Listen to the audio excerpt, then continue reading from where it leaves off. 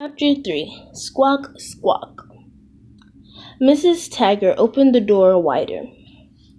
She looked at me. "You're soaking wet. Are you trying to catch a—" She meant well, but I had important work to do. It was 1 p.m., and I still haven't discovered the address of the crime. I had to interrupt her. "I'll make sure I join off soon." "Now, could you please tell me about the noises you heard?" I asked. Mrs. Taggart pointed across the street. "I heard those awful chickens. They are making a ruckus." "Chickens?" I repeated. This tip didn't sound helpful. It sounded too weird to be true. But sometimes the truth is super weird, so I needed to investigate every clue. "Chickens," the old lady repeated. "Roy McIntosh has a bunch of those dirty creatures penned up behind his house. Their squawking woke me up when it was still dark out." I jotted down in my notepad. "Anything else you remember?" I asked. "No," she said. "Oh, I have cherry crumble pie.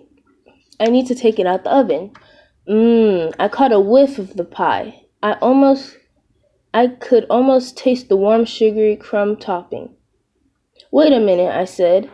"Are you the Miss Taggart whose pie won last year's Bake-Off bonanza?" I remembered writing a story about the contest. The Bake-Off bonanza was the Selling Grove's biggest event. The contest included pies, cookies, cupcakes, and other sweets. This year's contest was later today.